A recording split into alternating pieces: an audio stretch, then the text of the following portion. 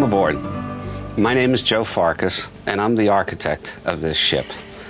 And I'd like to tell you a story. This ship, the design of this ship, as well as all the ships that I have done for Carnival Cruise Lines, has a story.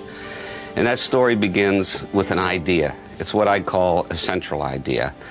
And that idea is some people like to call it a theme. I don't. It is a point where I begin all the designs. It's an intellectual idea for me to build artistic creations around that all of the public rooms on board of the ship follow, so that to me there is a coherence in the design that varies in how that's interpreted from room to room. The process begins by making the drawings that flesh out the central idea. These are all architectural drawings done to scale that show the floor plans, the ceiling plans, the main elevations and details, some of which we do on computer, but again, the initial drawings are all done by hand. Basically, everything that you see on this ship today is laid out by us and specified by us so that every note is carried out in some particular material or detail around the ship. We then turn all this documentation over to the shipyard, who in turn turns it over to the subcontractors who make each individual public room. And during this whole course of roughly about 2 years, we are in constant touch with the shipyard, going to the subcontractor, seeing mock-ups, watching it under construction. So it is a total hands-on job until the ship is finished and we're all sitting on board like we are now. When I began designing the Carnival Miracle, I began searching for a central idea to work on to create the center point for all my designs. And after evaluating various ideas, I thought it might be interesting to represent fictional characters, fictional places, fictional things that would be part of an exciting story that the Carnival Miracle could be. When I first began, the idea came to me for what represents fiction, sort of in a universal way, and I wanted to use that for the design of the main areas of the stairs, the lobby, and the atrium. In Greek mythology, the Muses were the characters that created all arts and all stories and fictions, and the Muses are represented by a large mural in the atrium of these women who were muses, particularly Clio, who was the muse of stories and legends. She's always represented with a book, and that is to give inspiration to all fiction that has been written ever since. This beautiful wood paneling with alternating stripes of a really deep purple iridescent aluminum panels. Believe it or not, before Andrew Lloyd Webber, there was a Phantom of the Opera. And I chose to use the Phantom as the fictional character for the main theater. And the Phantom of the Opera came from a novel that was written in 1911. And we all know that the Phantom wore a mask and he wore a cape to hide his face. So you'll see a depiction of the Phantom's mask done in white. And the curtains are done as his cape. When it came time to design the secondary show lounge for this ship, I went back to fictional writing again. The muse Clio comes in, and I thought about the story of Alice in Wonderland by Lewis Carroll.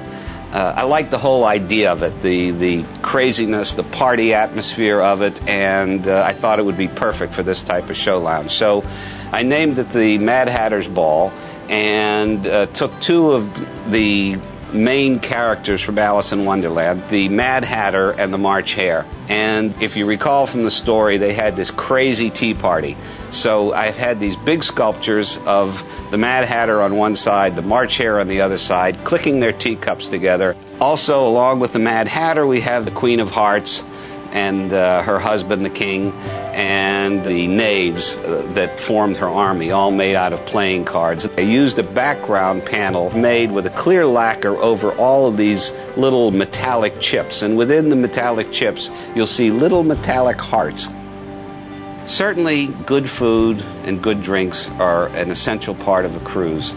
So when it came time to design the main restaurant, I began thinking about those ideas in fiction, and Bacchus, the god of wine and good times, came forward. When you enter the dining room, there is Bacchus himself and his wife Ariadne in this wonderful sculpture that climbs around the pillar at the center of the stairway that goes between the lower and upper levels of the restaurant. The other main feature are giant wine goblets made out of silver that are in between all the windows and around the room. And I use the grapevine as a motif throughout the room to create the feeling of Bacchus. There's also paintings from the past of Bacchus in many different forms done by many different artists of different styles.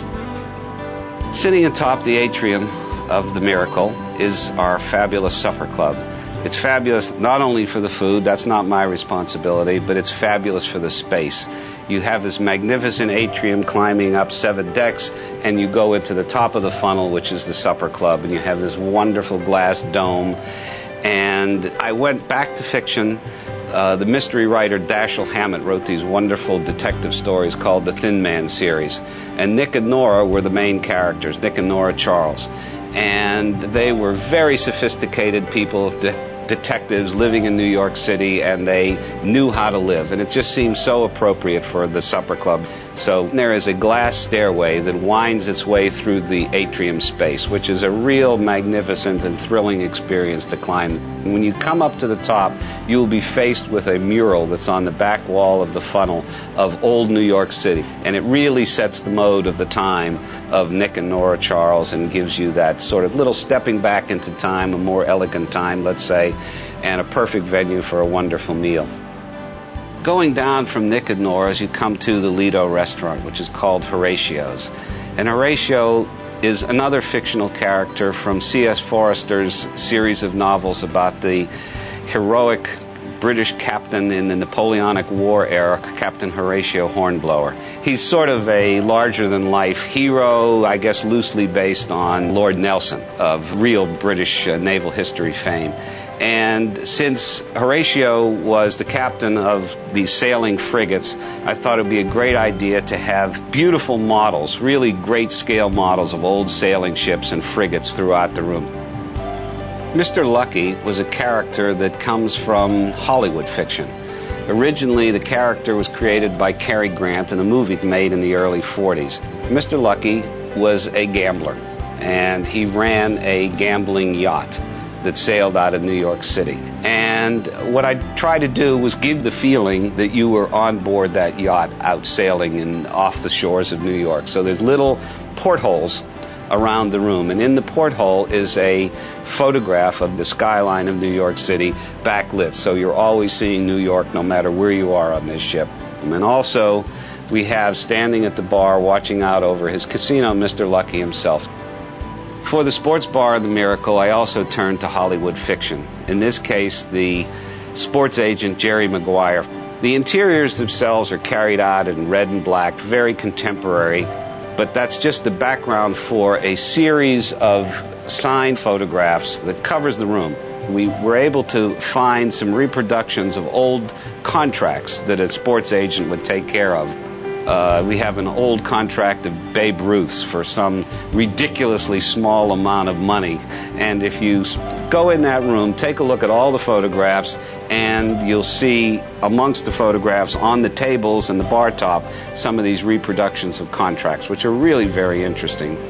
Well, let's go back to literature for the dance club. I went right to Mary Shelley, who created Dr. Frankenstein, this monster with all sorts of electricity. The main feature of the room is a giant statue of Frankenstein, who is clamped to the wall on the dance floor with all sorts of neon electric shocks coming to him. We also put in plasma generators, which are glass tubes that have real electricity going in them. And the electricity is affected by the music, so all of the arcing that goes back and forth within the glass tube is constantly dancing with the music. Here's looking at you, kid. If you know what that line comes from, then you know the fictional character that we're talking about for Sam's, the piano bar. Probably one of the most romantic movies ever made was Casablanca, And Casablanca, of course, is in Morocco, and I thought, let's do a Moroccan theme just like you would see at Rick's Club, Café American. We've used real Moroccan tiles, grill work from Moroccan designs, arches and wood beams, all reminiscent of the actual Rick's Club in the movie Casablanca. Frankie and Johnny are the fictional characters for our jazz club. Where did it come from? It actually comes from a 19th century poem about jealousy, love, etc. It's mostly a modern setting, and I've used icons of the 1939 World's Fair in New York, the hemisphere and peristyle, which were like a ball and a pyramid made out of chrome. The rest of the room is also done in a modern style, and it features big wall murals of Edward Hopper paintings, and they evoke the kind of feeling that I thought would be sort of romantic and interesting for a jazz club. What we have on board, it's an experience. It's something meant for you to have fun and enjoy and relax and all of those things that you've come on board the ship for. And we spare really no expense in making that happen. Almost nothing that you see on board is off-the-shelf material, so to speak.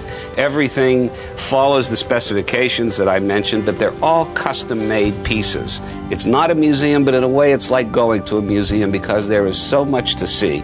And it will really enhance your cruise, I think, by making this a discovery process. My hope is that the environment itself will engender this type of exploration and discovery process.